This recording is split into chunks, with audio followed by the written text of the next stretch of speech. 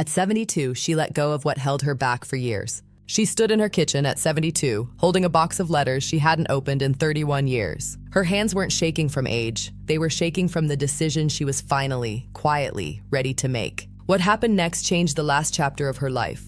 Forever. Introduce Margaret, 72, retired teacher widow. Establish her orderly, quiet world.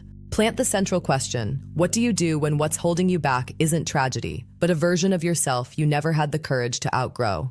Gifted writer from childhood. At 21, her father's 7 words redirected her entire life. She became a teacher, a wife, a mother, started her memoir 7 times in 40 years, stopped every time. Harold's death cracked something open. She discovers a box of 23 letters she wrote to herself over 31 years, all promising she'd write the book when the time is right. The devastating realization, she was never waiting for time. She was waiting for permission. It was a Tuesday morning in October. She woke up and she did not make the bed. If you didn't grow up in a household like hers, you may not feel the weight of that sentence. Not making the bed was, for her, a declaration. She left it, got dressed, drove to a diner 12 minutes away that she had passed 1,000 times and never entered. Ordered coffee, black. Opened the notebook she'd bought at a pharmacy the week before and hadn't yet touched. And she began to write, not carefully, not with an outline or a plan. She wrote the way she had at 19, like someone who needed to say something and had run out of patience with silence. She wrote for 3 hours. She told no one. The fear came immediately. It always does. But for Margaret, it had particular textures. What if it's terrible? What if no one cares? These were not small fears. They were decades old. They had roots. But something was different now. The fears didn't stop her hand. By discovering 3 hours at a time in a diner that smelled like bacon grease and old coffee, that she was still there. The writer she had been at 21 had not died. She had simply been waiting with extraordinary patience in a room Margaret had forgotten to visit. Real letting go is never about just one thing. Pull the first thread, and the whole weave begins to shift. In December, her son Daniel called to begin the annual Christmas conversation. Who was hosting? What time? Could she do the thing with the ham? And Margaret, for the first time in 29 years, said, "I'd like to come to yours this year. I don't want to host." A pause. Then, "Okay, Mom. Sure."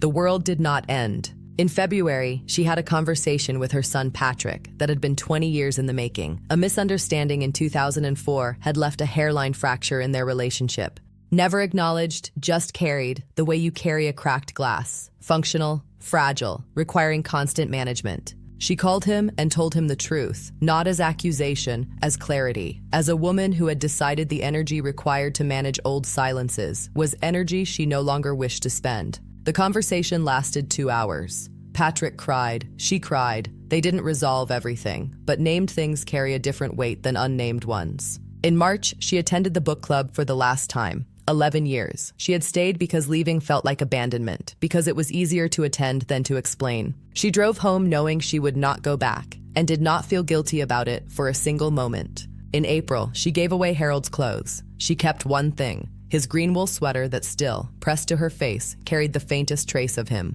Everything else went to a donation center on a Wednesday morning. She drove home, drank her coffee, and was, remarkably, all right. Older adults who deliberately shed obligatory social roles and unresolved relational tensions showed measurable improvements in cognitive clarity, sleep quality, and life satisfaction. When Margaret stopped hosting Christmas, quit the book club, resolved the silence with Patrick, she didn't just remove obligations, she reclaimed bandwidth.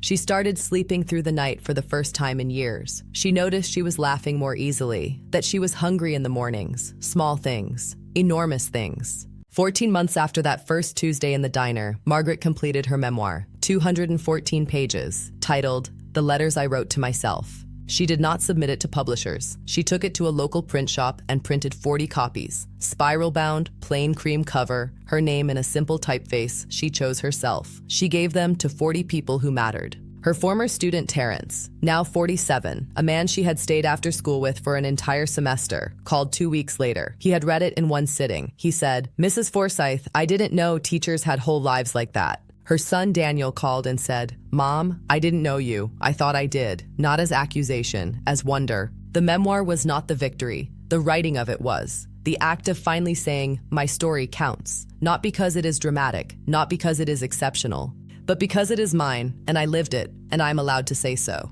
3 things held Margaret back for 51 years. They are worth naming precisely. She waited for someone, her father, her husband, the world, to tell her she was allowed. No one ever said it, not because it wasn't true, but because no one knew she was waiting. At 72, she stopped waiting, the most insidious fear available to us, because it compounds over time. Margaret had a simple realization. She was going to be 73 regardless. The question was what she would do with the time she had. Research on late-stage creative work confirms work made after 60 is often more authentic, more emotionally precise, because by then, the need to impress has been replaced by the need to mean something.